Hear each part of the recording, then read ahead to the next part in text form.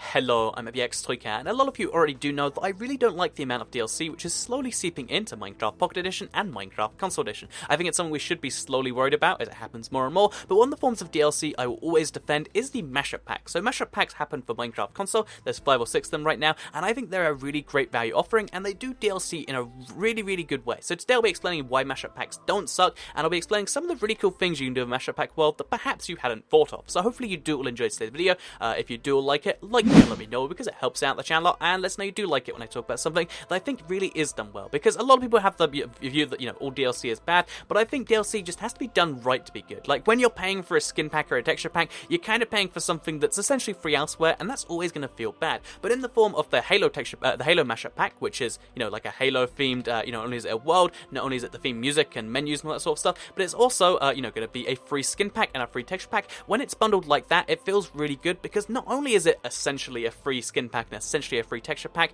but it's that sort of stuff done for a licensed IP that you really couldn't, legally at least do on any other platform. And that's what I think is a really great way to do it. Turn something that's kind of like a bad thing into something that's a great thing. And again, the fact that they license these mashup packs is something that is really cool by itself. But let's talk about the worlds, on top of that, and why I think they're great. Also, by the way, they update them regularly, which is kind of nice. But yeah, if we talk about the world on top of that and some of the things you might not think about, because a lot of people download the world and they think, wow, this is cool, you can see some Halo stuff like over there, or, you saw I was just looking at something from, I presume, the Halo Free campaign, and then you maybe do the music disc hunt, and then leave the world alone. But there actually is a lot of possibilities with this, and every single time one comes out, I try and do something with the world, because it is this pre-built thing by some professional artists. If you don't know, the people who make, all the texture packs, skin packs, smash-up packs, they actually are a professional art team, which I don't think is an amazing justification for skin packs, but when it comes to these mashup pack worlds, you get worlds which are very different to that which you might be able to find online. And in this case, this is the Halo mashup pack. Again, I haven't actually played much Halo, so I think this is a great example, because even for a game that I've only played a little bit of the multiplayer of,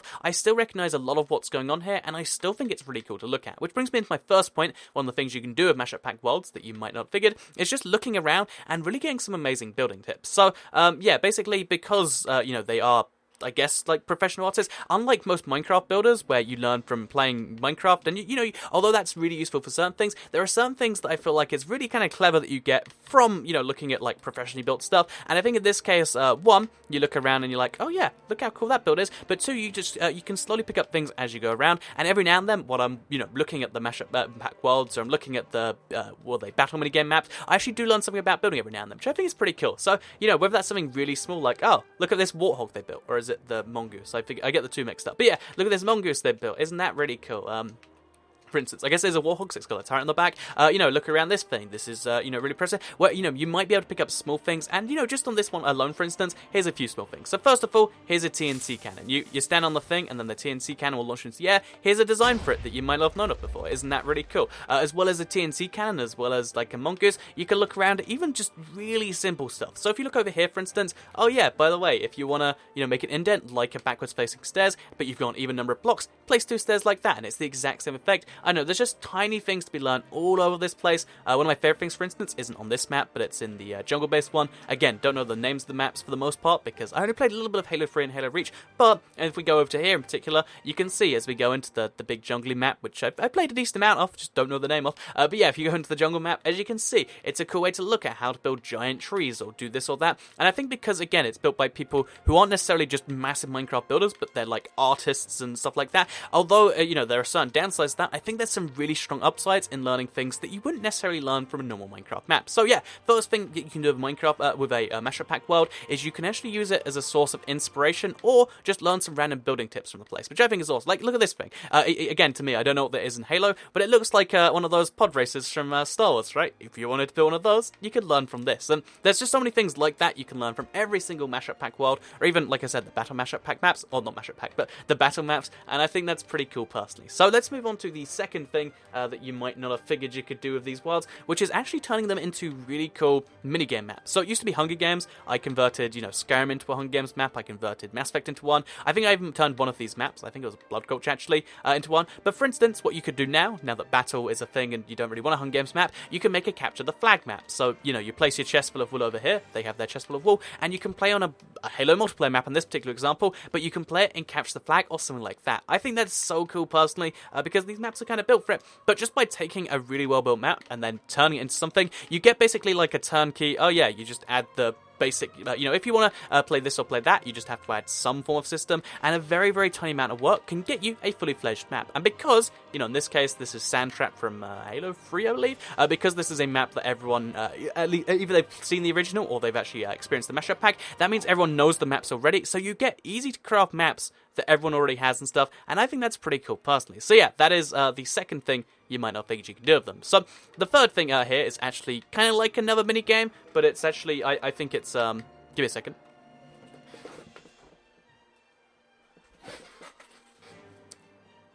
It's kind of like a mini game, but it's something you can do on any world, but I think that kind of goes to the next level extreme, and it's for those of you that like playing hide and seek. So the reason I separate this from like just making a minigame map is because you can do it over the entire world if you want to. If you make a rule that's like, because again, I personally, this isn't my jam, but I know a lot of you do like the hide and seek stuff. If you want to play like the most crazy game of hide and seek, you can use this entire world as your thing, and because, again, everyone roughly knows the world, and everyone knows don't escape the map, like stay in the stuff that actually makes sense. So if you're playing on this map, for instance, you wouldn't be able to just, hide under this tree or in a hole down here or something, but you would be able to, like, hide underneath stuff. You can do some, like, really bizarre, like, hide and seek stuff that I think would be, really cool if you're the sort of person that does like playing hide and seek, which I've seen people do it on pure survival worlds before. This is just a cooler version of that, in my opinion. So yeah, another thing that I think is a great idea to use these worlds for, it's just as a background for other builds or for screenshots. So if you want to, just a background for screenshots of yourself, I don't know, lots of people do this, I don't personally, but if you're the sort of person that does like taking screenshots of themselves, that you want to be like, oh look,